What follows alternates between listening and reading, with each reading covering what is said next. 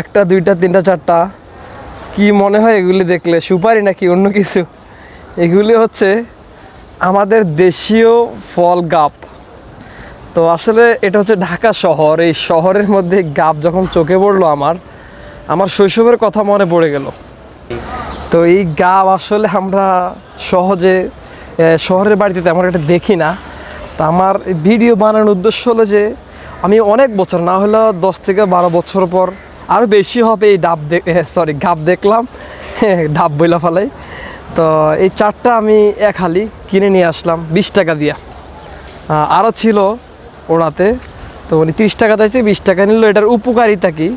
এই গাবটা আপনার কাঁচা থাকলে যখন সবুজ থাকে তখন এইটার কষ দেয়া কিন্তু অনেকে জালের রং দেয়, কালার করে আমাদের এলাকায়।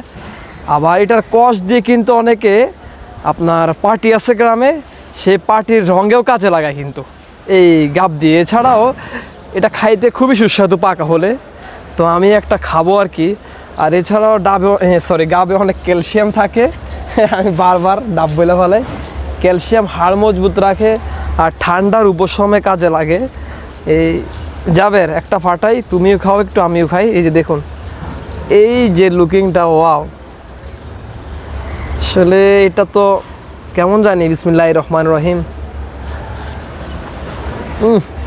মনে হচ্ছে সেই ছোটোবেলায় যে বাগান বাড়িতে উঠা যে আপনার এটা ফাটাইতাম, ছিঁড়া গাছে খেয়ে ফেলাইতাম, কিন্তু সেই পিলটা পাইতেছি ওই রকম স্বাদেই।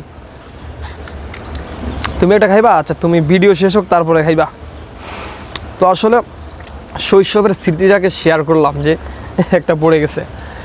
গাব আসলে খুবই টেস্ট, মিষ্টি আর ঠান্ডার উপশমে কাজে লাগে, হাড়কে মজবুত রাখে।